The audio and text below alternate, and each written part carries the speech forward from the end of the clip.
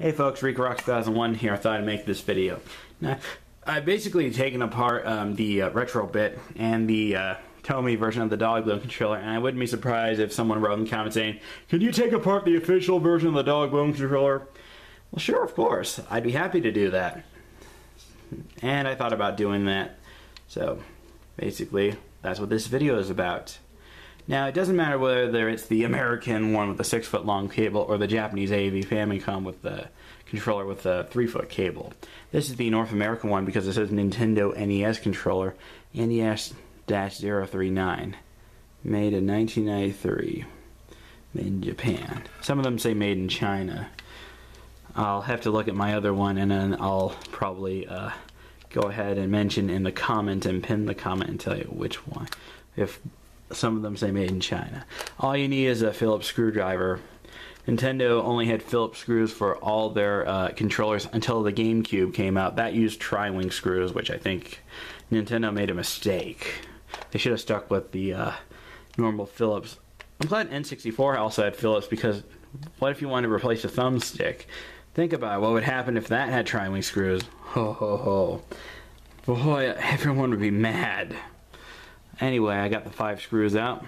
Let's go ahead and take this back piece off. Oh, well, okay, not all. I did not get the screws out all the way, so let's go ahead and... There we go.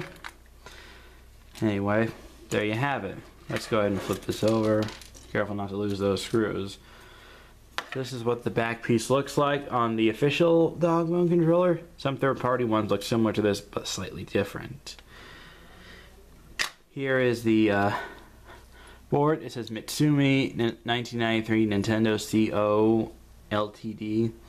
And what's really nice about the Dogbone controller, unlike the NES controller, this has a detachable cable, which is really nice. So let's say you bought the AV Famicom one, but you want to take the cord off of the North American Dogbone controller, you can do that. Of course, you may be asking yourself, why would you want to do that? Let's say that the motherboard on your Dogbone controller is faulty, but the one on your AV Famicom works like a champ. That's a perfect example. Here's what the other side looks like. You got information, or basically what the board looks like. And you got your B and A buttons. You can actually swap the two, both the rubber pad and the buttons if you wanted to. And this is your select and start. They're rubber buttons.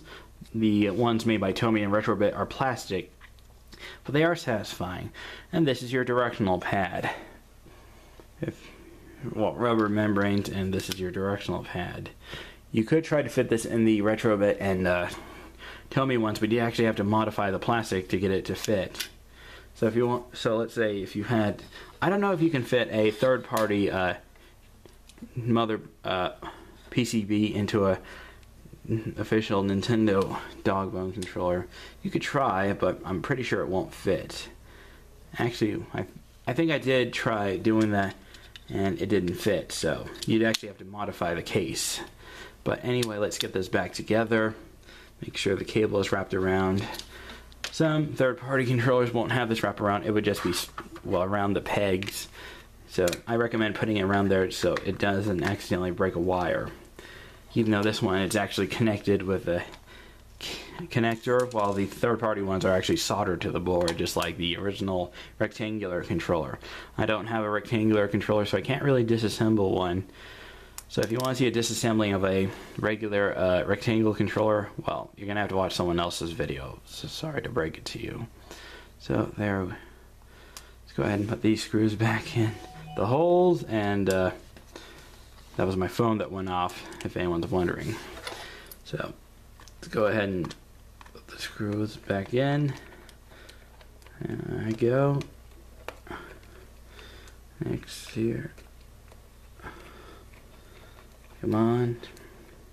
Alright, got the last two. And there we go. We're good to go. Well, almost good to go. That one I have to screw in all the way.